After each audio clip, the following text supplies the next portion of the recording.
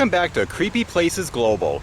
Currently, I'm in a cemetery in Coventry, Rhode Island. But this next Creepy Places video goes to a cemetery in Edinburgh, Scotland, known as Greyfriars Kirkyard.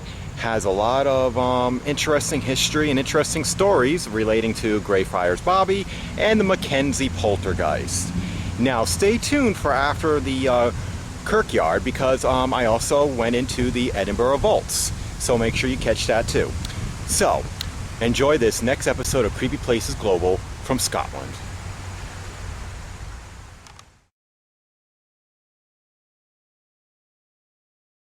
Greyfriars Kirkyard is an old cemetery located off of Candlemaker Row in Edinburgh, Scotland.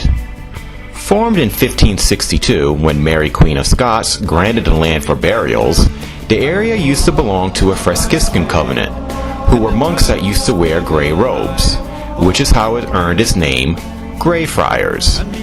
Additionally, Kirk is a Scottish word for church, particularly the Church of Scotland, which is where Kirkyard comes from.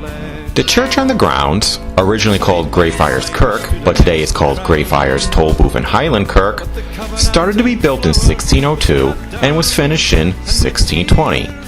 Both the church and the churchyard played an important role with the Covenanters. The Covenanters were a Scottish Presbyterian group that began in the 17th century that opposed the interference by the king in the affairs of the Scottish Presbyterian Church. They resented several things King Charles I was doing, including introducing the Book of Common Prayer, that the people had to swear an oath to the king that made him the head of the church, since they believe only God is the true head of the church, and the fact he was embracing the Catholic Church too.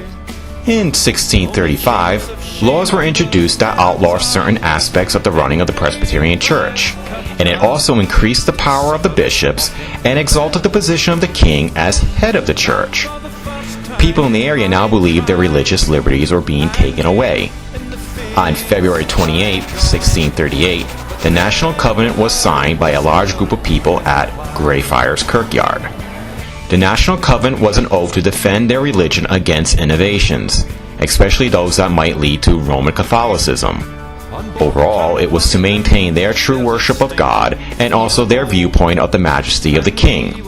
The oath also promised to live their lives to show that they were in a covenant with God.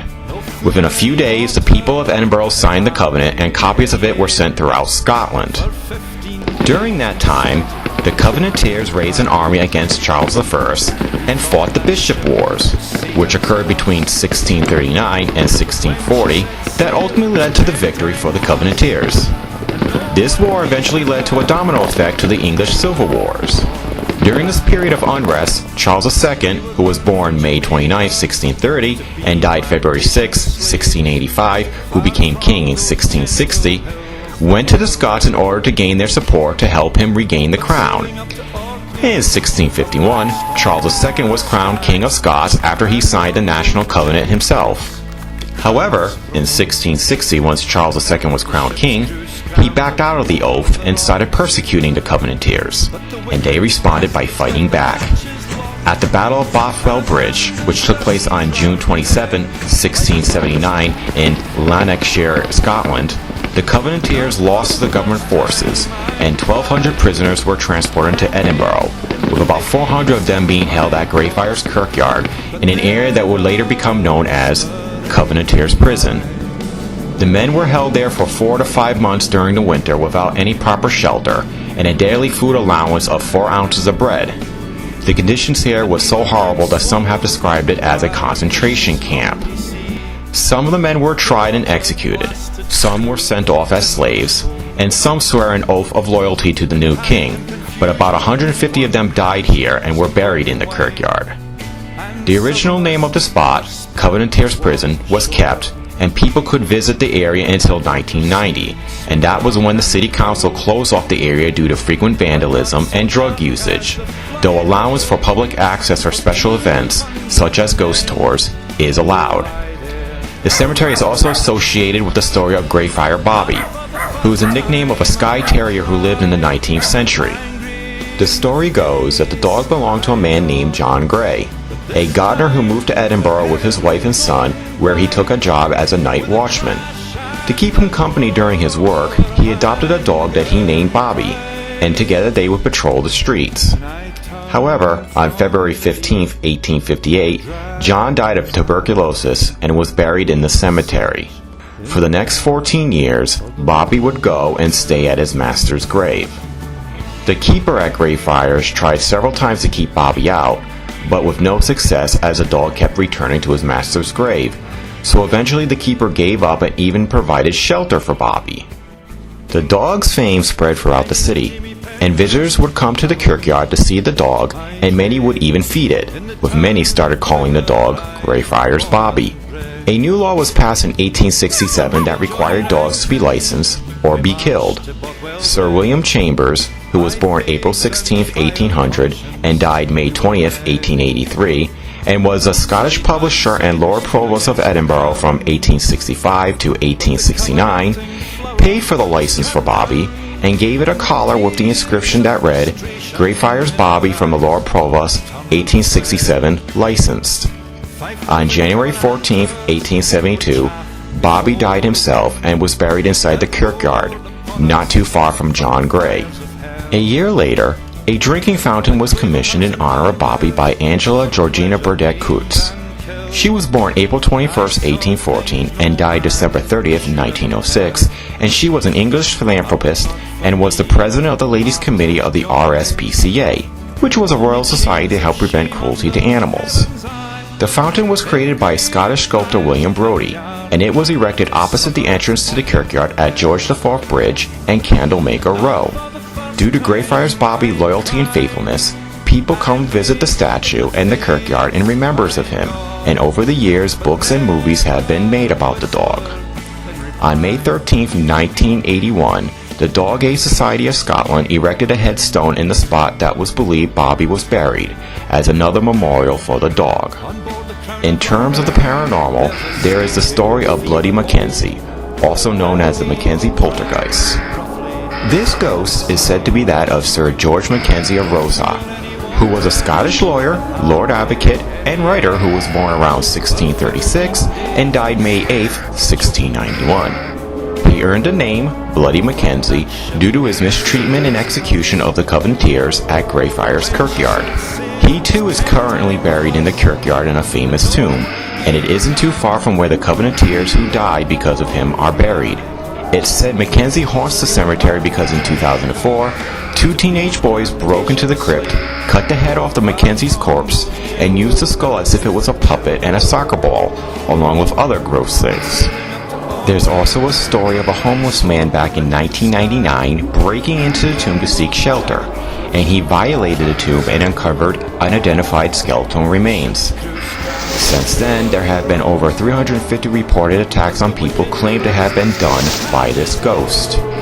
These attacks have caused people to pass out, vomit, and receive scratches. People also have been pushed, hair have been pulled, and people have been left bruised. There's also been claims of the sensation of being watched, along with hot and cold spots. Nearby homes are claimed to have objects in size moved, smashed, and strange laughter heard throughout. While these stories may have been over-exaggerated, 2 exorcisms have been done in the Kirkyard, but that seemed to have no effect. Now, here is Greyfriars Kirkyard.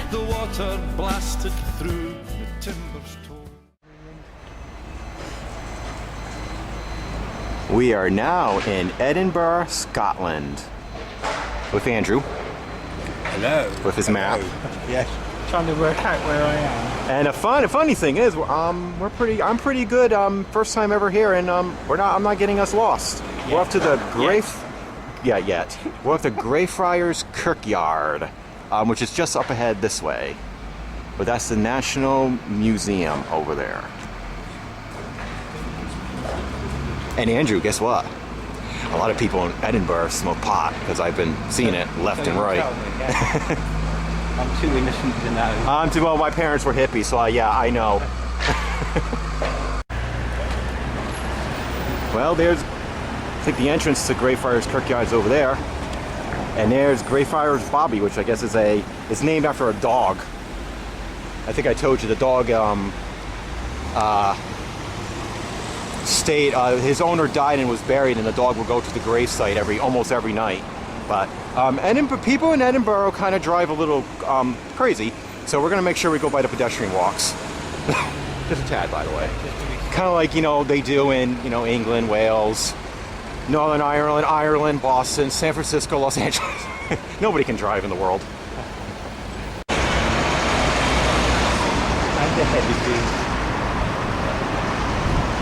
We're just getting so many photo ops ready before we head into the cemetery. It's also supposedly one of the top haunted places in Edinburgh.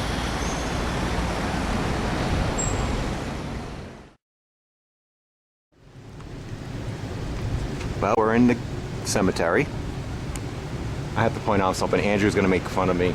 Yes. There was a photo of I thought it was a monkey, and it turned out it was a dog. He's looking for a dog. Yeah, we're looking for the dog.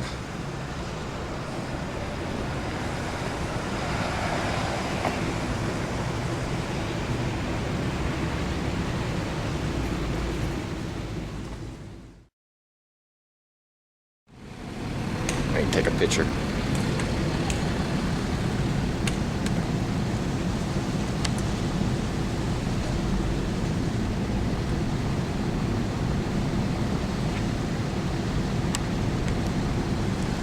Oh, there you are. Trying to vanish on me?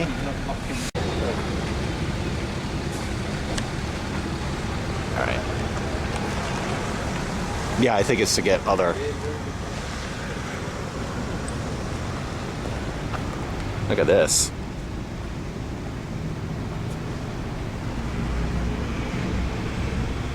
Bit morbid, isn't it? This is it then, is it? No, I just thought that was cool. Yeah. Skull and crossbones. Oh, there's another morbid one over here.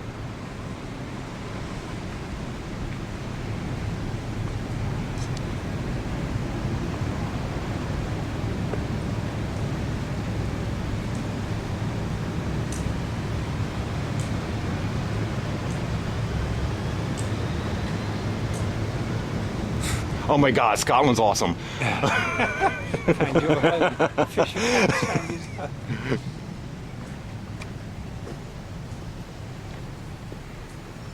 Oh, there it is.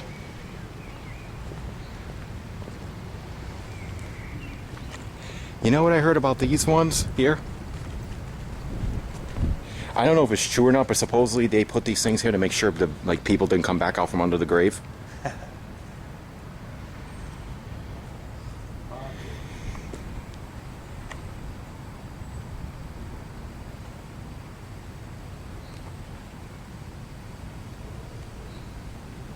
Actually, I want to go over this one. This one kind of looks kind of cool.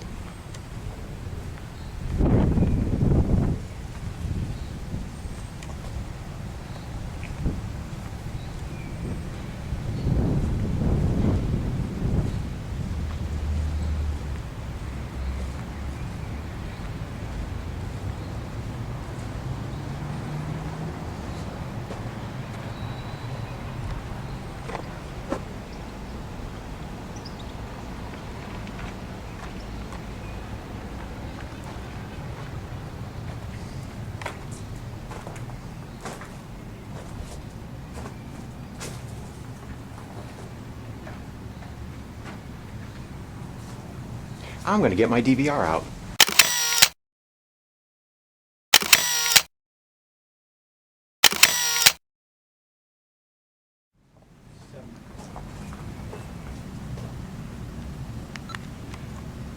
Session 1, Greyfriars Kirkyard.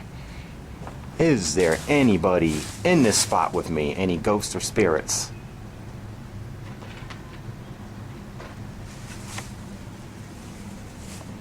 Here's my lookout.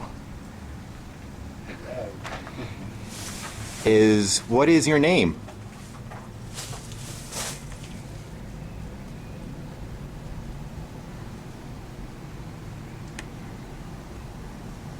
Are you a lord or a baron?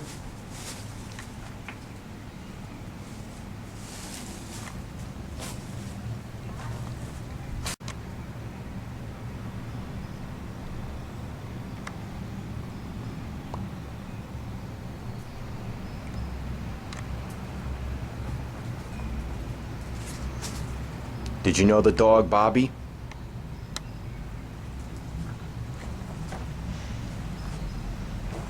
Were you sad for the little puppy?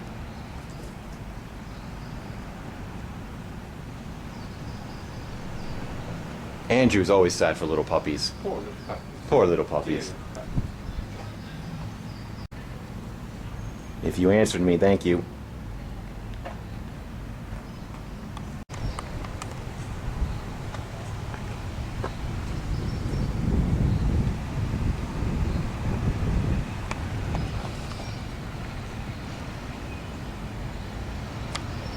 That person looks mighty relaxed in there. He's chilled out. Chilling, yeah. Chilling like a homie.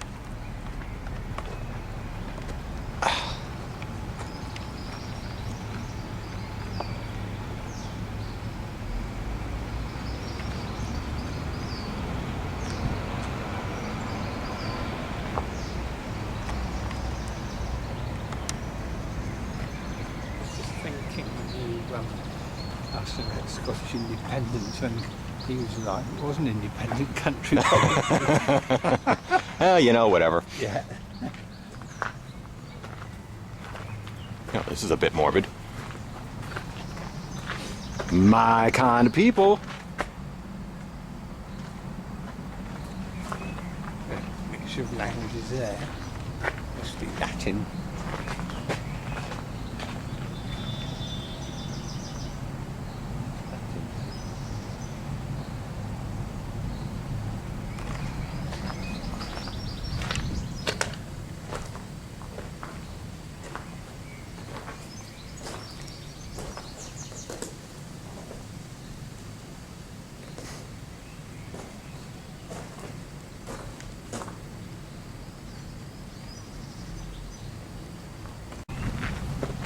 I like that one.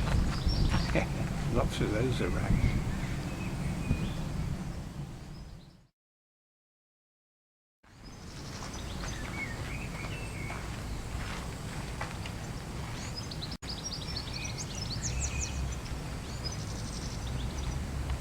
Now this one is, I'm not sure, MacKenzie? Yes. MacKenzie? Yeah, Bloody MacKenzie, his nickname is. And supposedly he haunts the cemetery, the hotel we're going to be staying in on our last couple days here. So we may never leave. Oh no.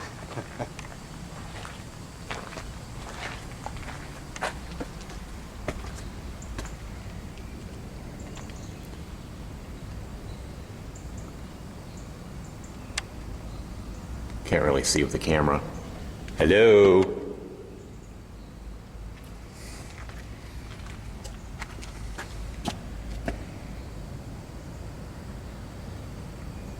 Obviously they have it locked up. Let me get a couple pictures of the inside.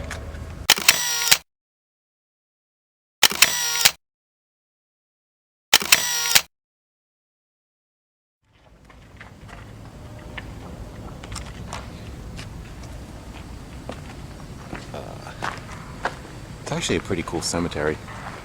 It is, isn't it?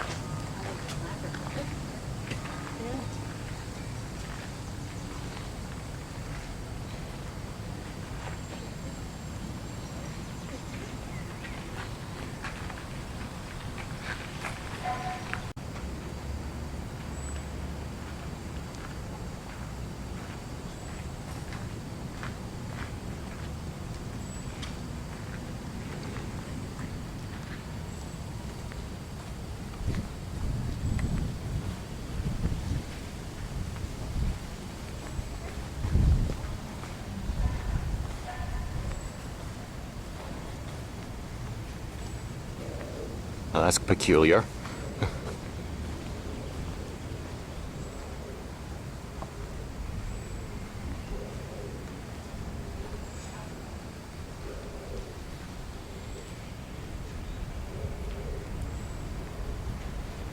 Fascinating. Ooh, there's more over here. Huge. It is huge.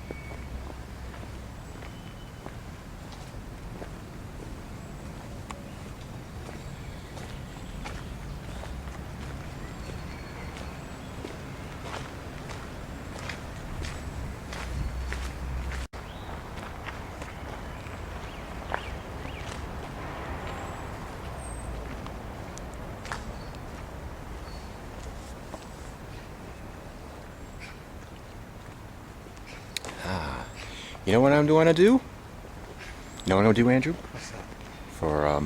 I heard about this float-ins wall, but I'm going to take the DVR out again. I'm going to walk down there with you if you want to come along. Yes, okay. And I'm just going to ask random questions as we're walking. I'm not going to scream it, though. Hello! Are there any spirits in this cemetery graveyard with me?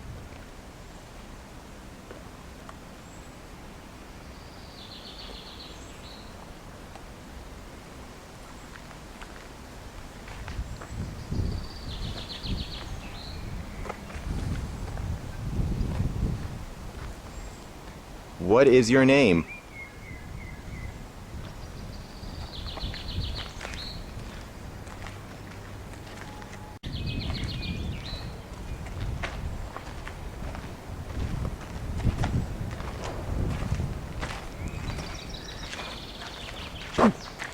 I got an idea. Let's go around. Yes. Good thinking. Did you know Bobby the dog?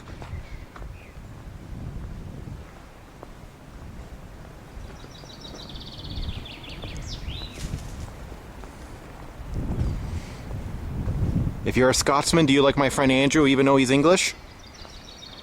Be better.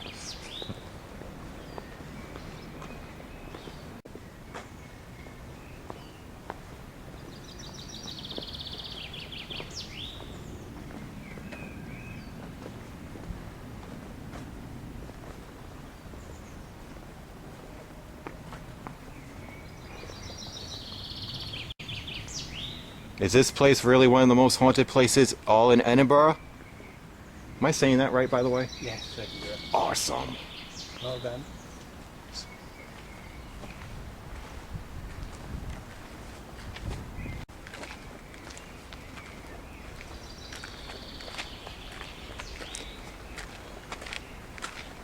Do you think Scotland's better off part of the United Kingdom?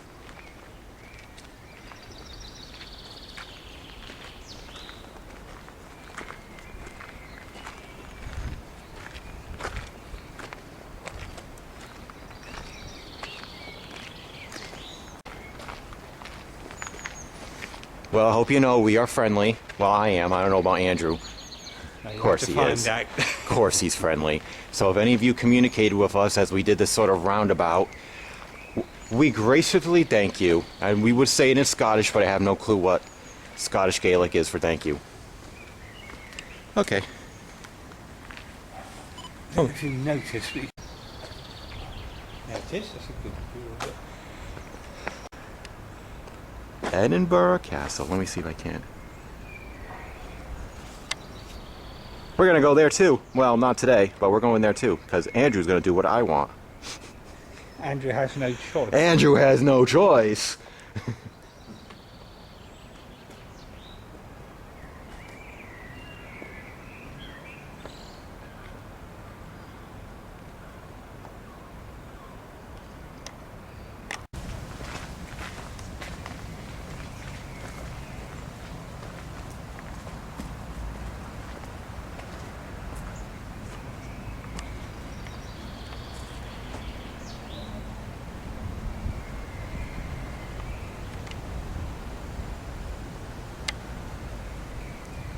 A naked baby with a skull.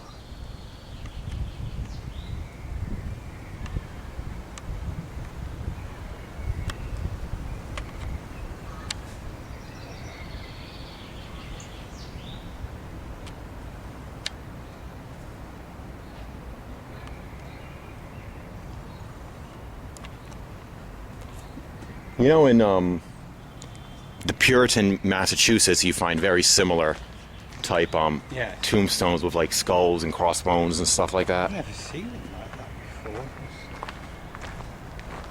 It's strange.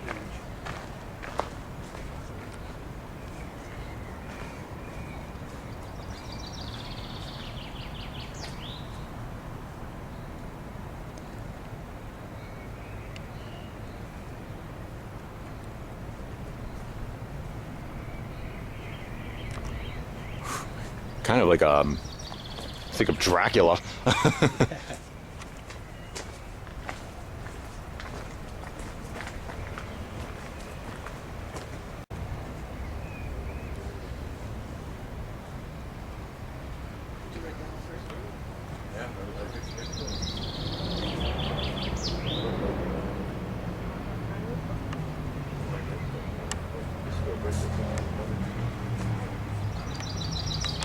Could add something to the rendering, that's for sure.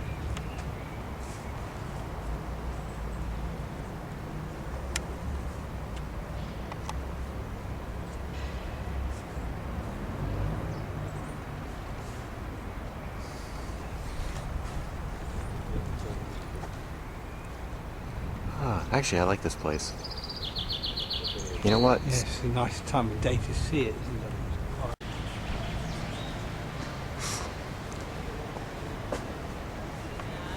Good old Edinburgh. Really, it does feel like a medieval city here.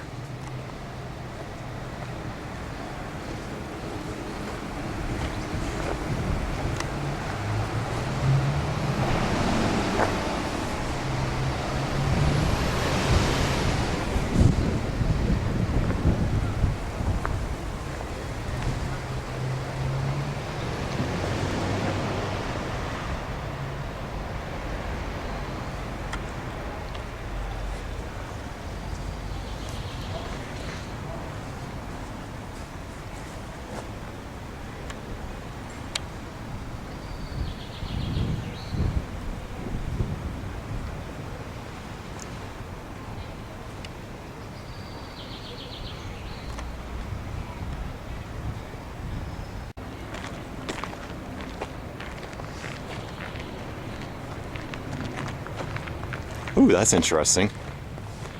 I'll get a closer look. Oh yeah. I smell food. Getting hungry, smelling food.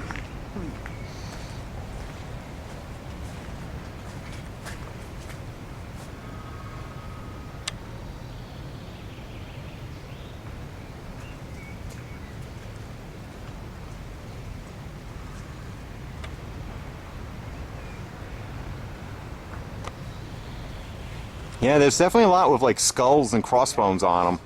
Skull and crossbones there. Yeah. Oh yeah, one over there too. There. And there.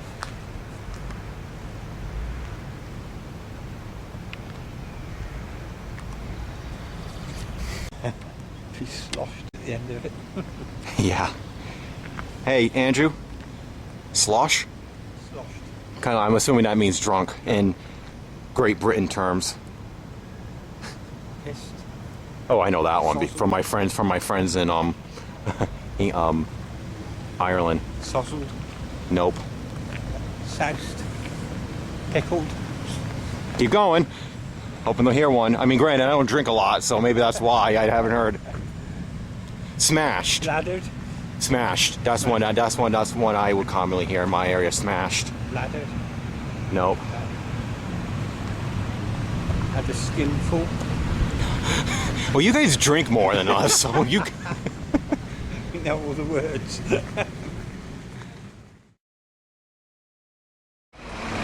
Here's a doggy.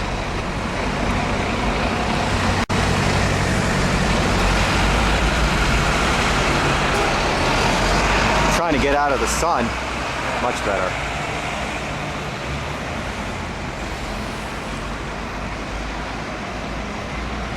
We can probably walk back that way to the right. Go back a different way.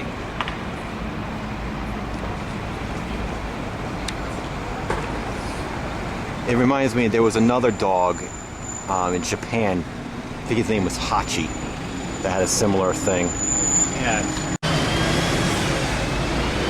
Well, maybe we'll come back here when we have a little bit more time. Maybe, maybe not. But, you know, at least we got to do something Well, here. you've seen something, haven't you? At least you've- So, but now we need to head back, Yeah, that'd be better. or else we're going to starve and die. God, I love Edinburgh. And then we found out there was I think there's an Edinburgh in the United States, and I think it's in Indiana, if I remember right. Okay.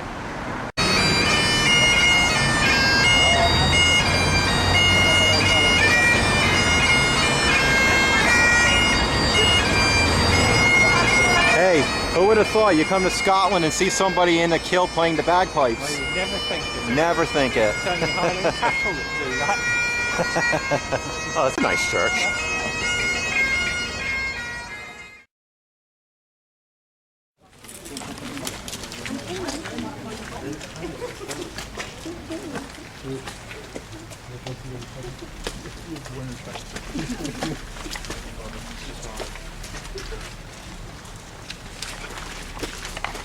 See the jumping over the water, you can come to the ground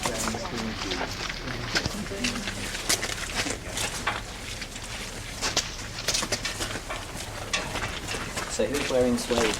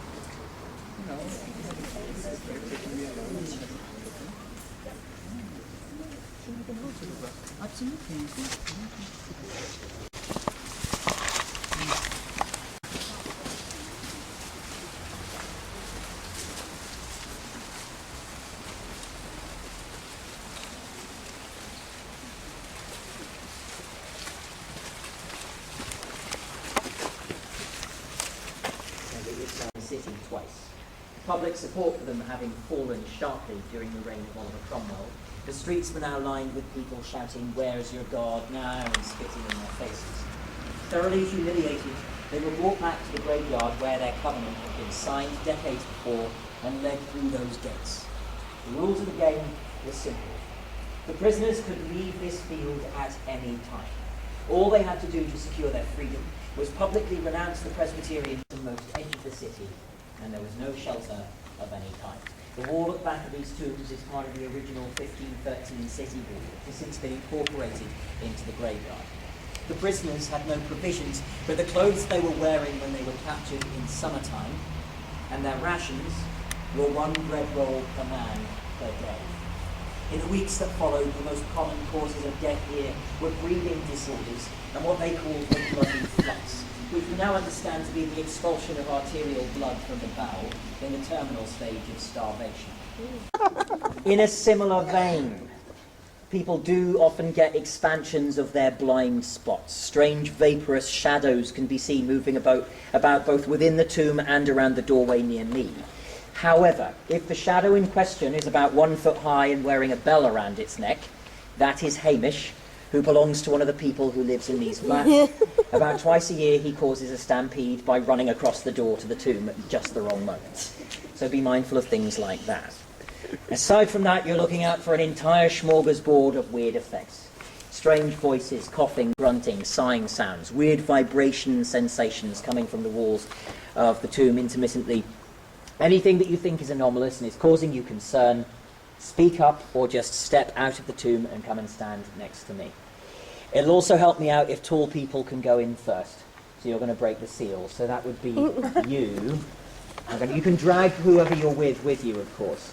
But you might want to consider breaking up, because what you've got there is an unnatural union. And you just thought you're going to go in with them as well. So the time starts. You gotta go in. Now, go. So again, short stacks, you're going to come out here. Oh, Jesus Christ, it's pretty dark in here. Whoa. How far back does this thing go? There's the wall.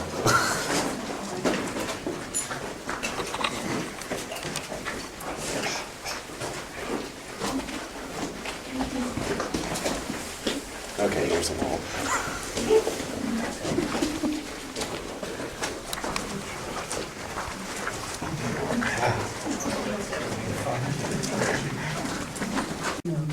Say something to the people at the shop at the main gate of the graveyard so that they can come and rescue me, or lay a wreath.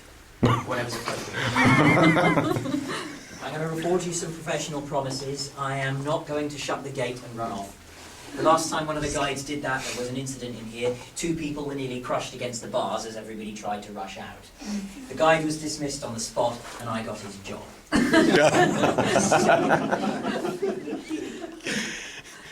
I'm not going to feed you any dubious pseudoscience about particle wave duality and black holes as a possible cause of paranormal activity. I've heard enough rubbish like that recently to write an entire season of Doctor Who all done. Tolerancy, which is actually true.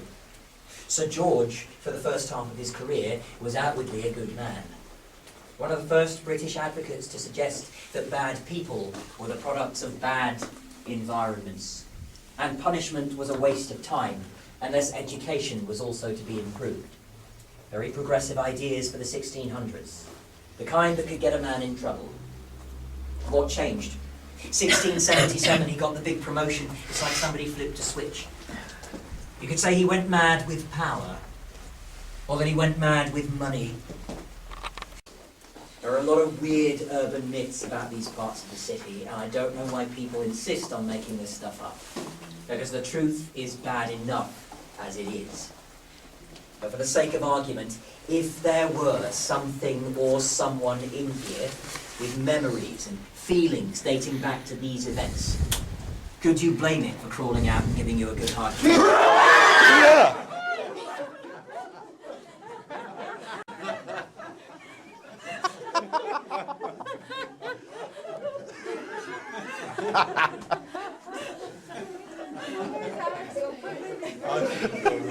Not cool. But it never gets old. It helps make my point in a weird way.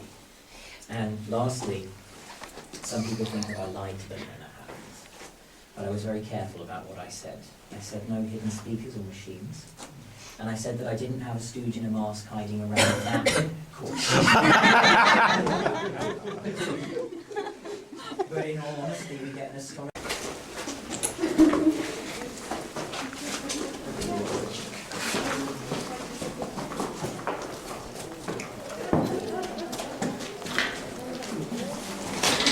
Yep.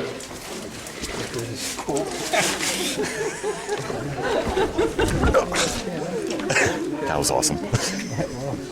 And if anybody was actually curious as to whose tomb this actually is, it's a man named Thomas Dundas, who was also an advocate. So maybe there's a connection there.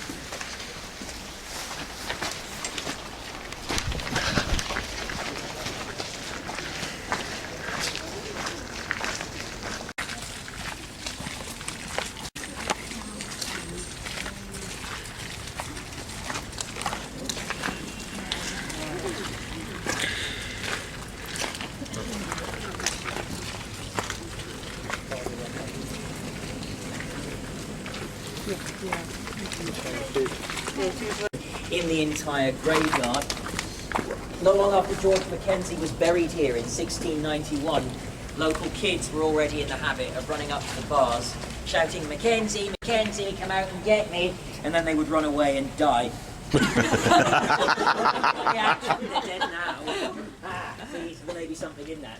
So at any rate, if you do want to issue a challenge to the old bean as we go away and see if he follows you home, you're more than welcome to do that, but please don't touch the doors. Do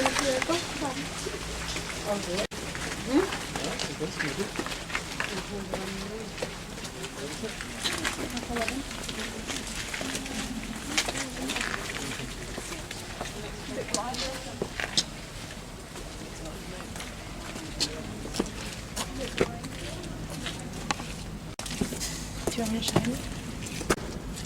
Nice. Thanks.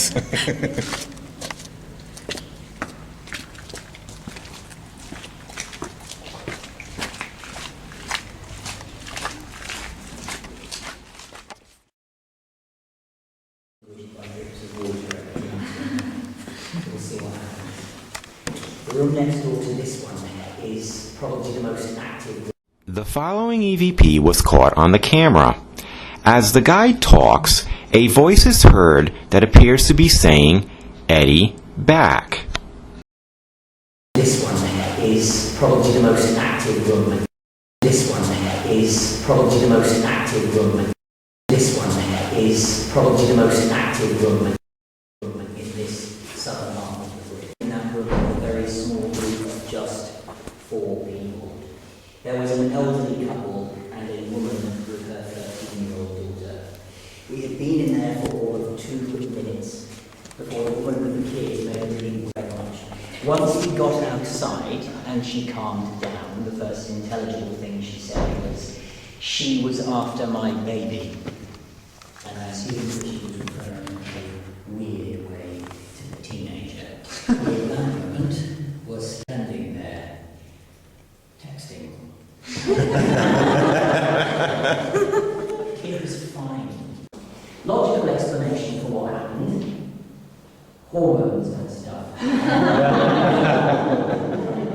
But I don't like putting forward those sorts of explanations where I'm not familiar with all the science.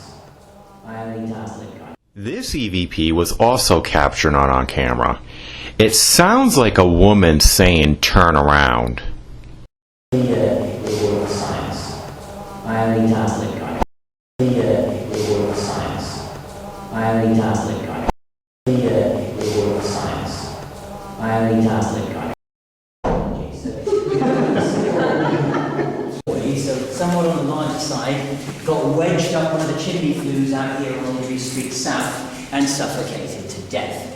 Possibly the most bizarre part of this whole situation is that there was always fully fitted out housing on the other side of that wall, feet away from the squalor that the other half of society were living in. Okay. To begin with, I want everybody to hold formation but take 2 steps back into the room.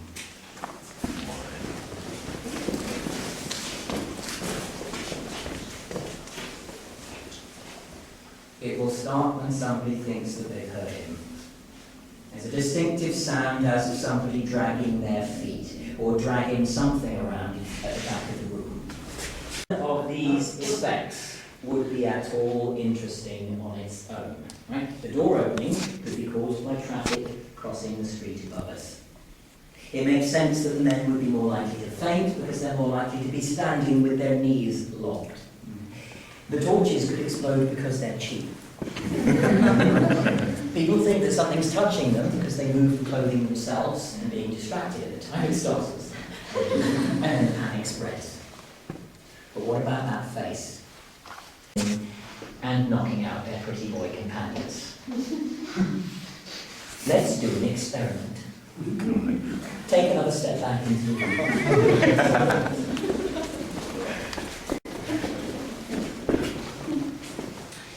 Please do not pretend that you didn't know this was coming. This has been standard practice since the 1960s. I'm going to blow this candle out. While we're in the dark, I'm going to make doubly sure that the phone screens and things aren't giving off any lights.